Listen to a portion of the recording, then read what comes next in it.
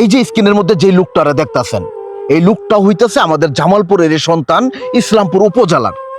গত 17 তারিখে ঝড়ে তার জীবনটা হঠাৎ এলোমেলো হয়ে গেল। দুইটা পায়ের হাড্ডি ভাঙ্গে সে এখন বর্তমানে ঢাকা পঙ্গু হাসপাতালে আছে। আমরা তো আসলে বিভিন্ন জায়গায় বিভিন্ন ভাবে মানুষের হেল্প করি, সাহায্য করি। বিভিন্ন এতিমখানা বলেন, মাদ্রাসা বলেন, গরিব মানুষ বলেন।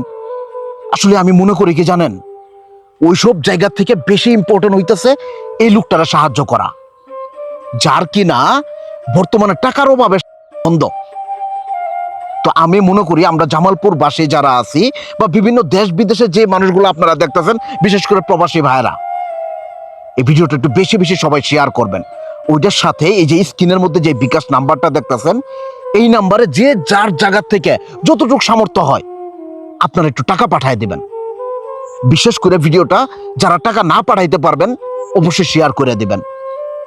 এই দুনিয়াতে অসংখ্য মানুষ আছে যে সাহায্য করতে চায়, কিন্তু কোথায় সাহায্য করব, কোন মানুষকে সাহায্য করলে তার টাকাটা একটু জায়গা মতো যাবে বা ওই টাকাটা একটু জায়গা মতো কাজে লাগবে, এরকম অনেক মানুষ আছে। আমরা চিন্তা করি যে কোথায় দান করা যায়, তাদের সামনে যেন আপনার এই শেয়ারের মাধ্যমে ভিডিওটা যায়।